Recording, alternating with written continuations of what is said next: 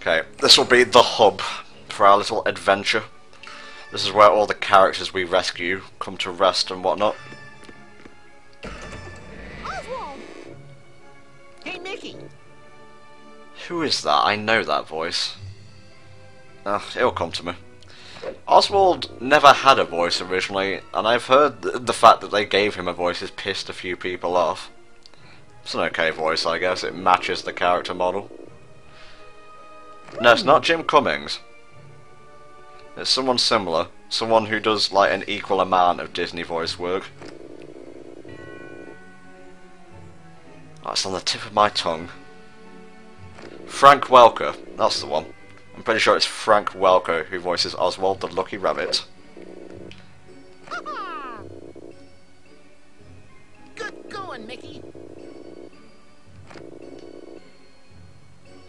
Again, they go on about hearts in this, and I just can't stop thinking about Kingdom Hearts. Let's power it up! It's when Maleficent starts going on about it that it really rams home the kind of comparison. Okay, got to fill up the heart meter, and then like boss doors will appear, and then we can proceed to the next part of the Castle of Illusion. Basic progression stuff. Okay, he's just going to say the same thing, so we'll leave him be for the time being.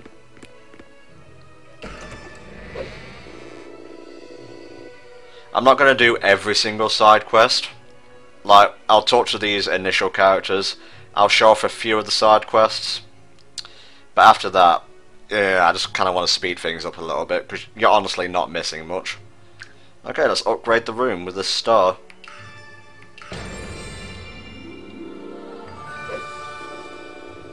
Stars create drapes. Who knew?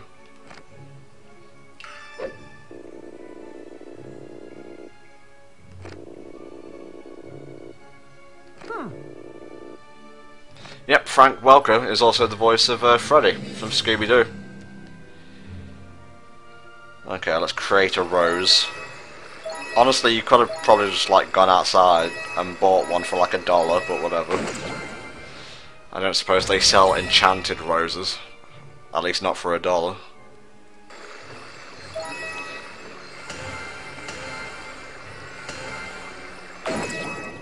I know it's not perfect, but it's a good enchanted rose. And that's fine by my standards.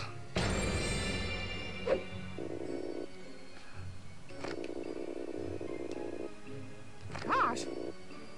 Hooray! I'm not sure if the shop is even open at this point.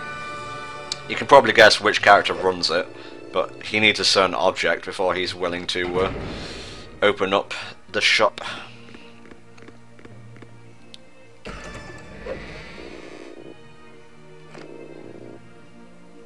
These kind of rooms remind me of Nightmare for some reason.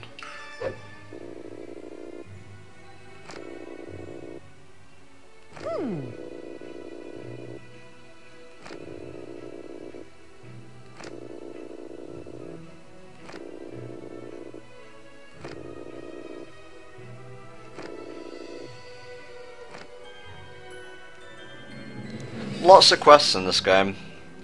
It's very RPG-esque, because you can upgrade your health, you can upgrade the amount of paint and thinner you can carry, how effective the paint and thinner will be, you know, when used against enemies, when used in puzzles and so on. It's okay, but it's kind of lacking overall. It feels very mundane.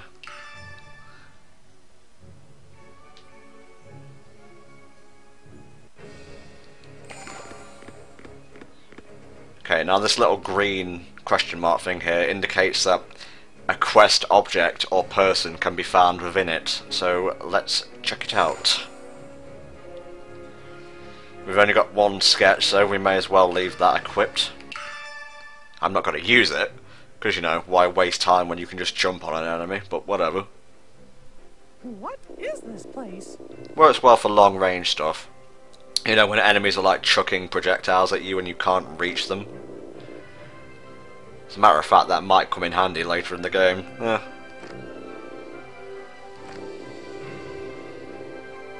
Oh no!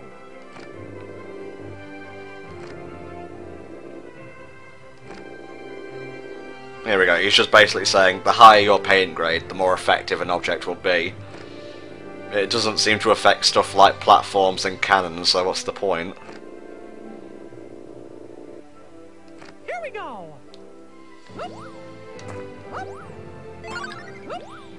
Now, if memory serves, there is a person up on this route, so let's follow it. Why look, it's Wendy from Disney's Peter Pan trademark. Gosh. Once again, I will pull the old bit of trivia out of my pocket for such an occasion. The same person voiced Wendy and Alice from Alice in Wonderland. The more you know. Mm-hmm.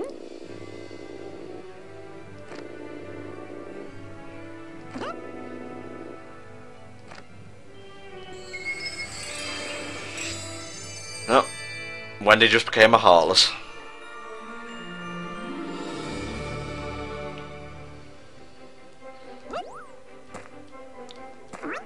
The music for Power Evolution is okay, but it kind of all blends together by the end.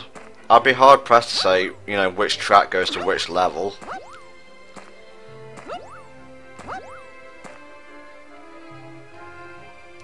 Okay, let's get rid of this.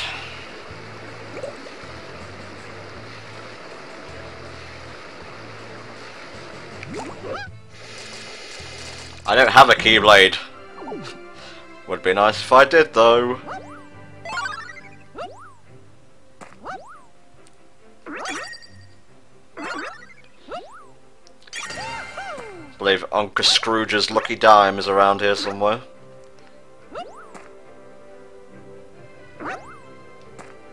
Just down here, in fact. Don't worry, these treasure chests only appear when you know, you're on a quest and whatnot. They don't just give out random loot, so make sure you try and get to them whenever they appear.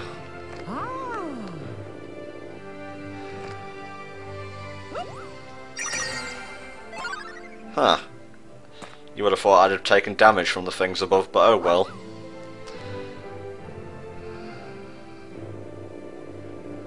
Super meter is a yellow meter that appears on the bottom left corner of the top screen when Mickey does a good job painting! You don't need to yell at me, game. Jesus.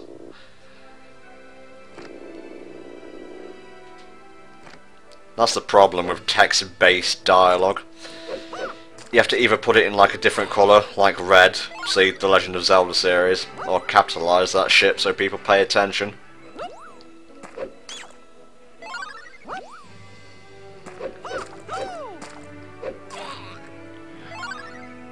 Now, you can switch between Painter and Thinner by pressing the L trigger. At the moment, I think they both do the same amount of damage. But once we start getting the upgrades, they'll still roughly do about the same amount of damage. I'm not sure, I haven't really experimented with it enough, mostly because I don't care to.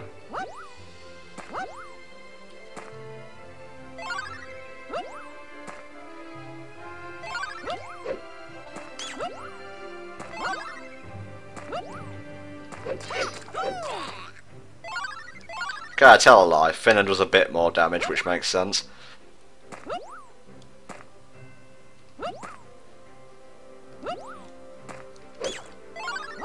No, your eyes did not deceive you. That was Goofy back there. I'm going to have to take an alternate route to get to him.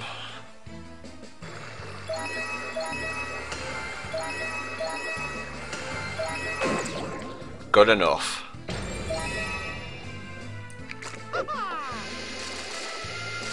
Yeah, the music's perfectly fine. It's just not all that memorable. Kind of like the game itself, to be honest. White-faced Goofy scares the crap out of me.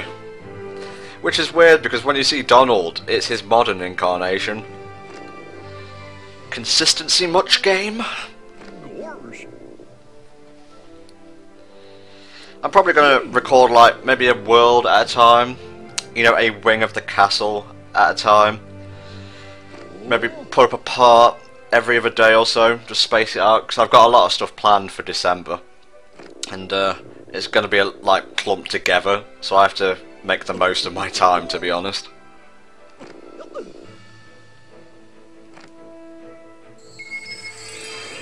Hearts are power.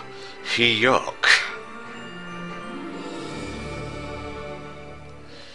Well, it's better than decaying robot Goofy from the Epic Mickey concept art, I guess. God, a lot of people were so butthurt that that concept didn't turn out to be what Epic Mickey was. Me included, to be honest. I think it would have been a nice twist on the whole Disney mythos, but whatever. Instead we get a plodding, monotonous, kind of tired 3D platformer, with none of the charm of Banjo-Kazooie and so on. Don't worry, these are friendly, hooded ghosts, as opposed to the usual malevolent ones, which want to eat your skin.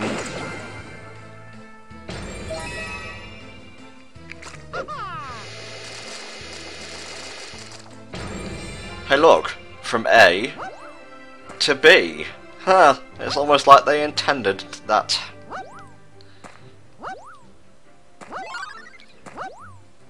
God, don't speed up your floaty platforming. That's terrible.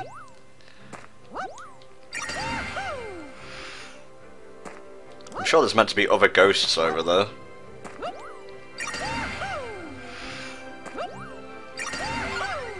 Oh well. We got paid. Good enough. Reminds you of the great Mouse Detective. I can see why you'd say that. Well, we could go to Neverland Jungle, but let's go back and give Scrooge his #1 dime. Then we can get some upgrades.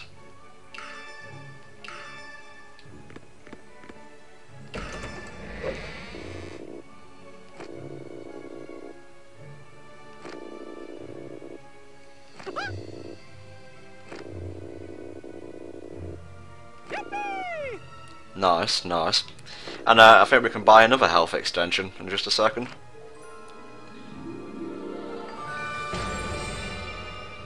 Neato.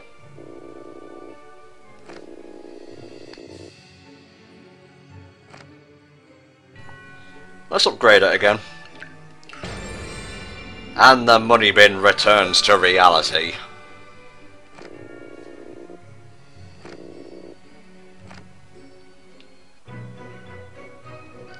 Okay, what we got here? Health extension, melee damage, special damage. I guess either the twirly thing or the butt stomp. Paint damage.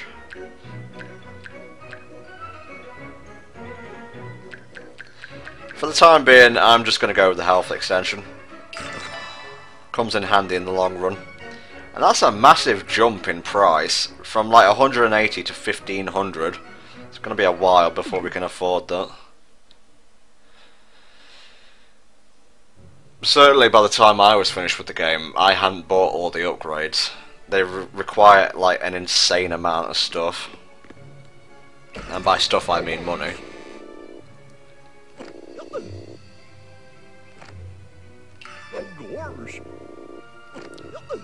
Okay, is that all you have to say? I'll buy then. Let's go see Wendy.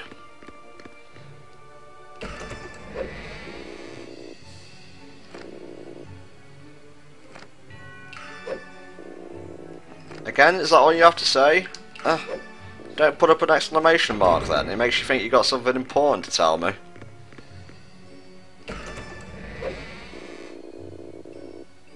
Gosh.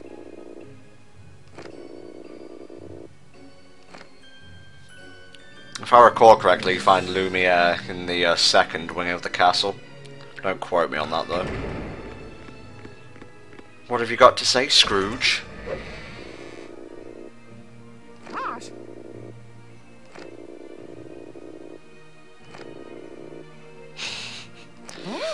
He's so frugal.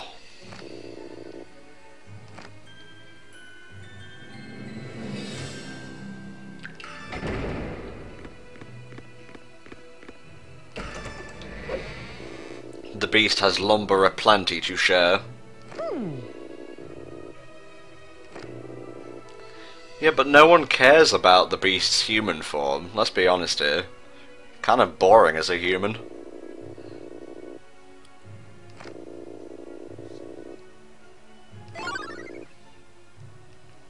And there you go.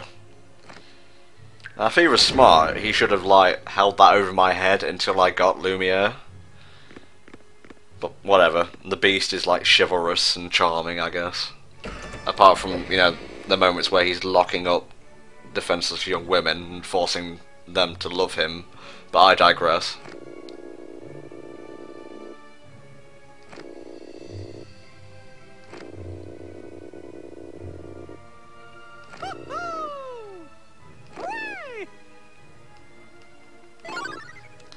Okay, I tell a lie. This sketch is actually pretty cool. It requires a hell of a lot of paint though. So you should only try and use it when your paint meter is full. Okay, no more quests for now, so let's head on to the Neverland jungle.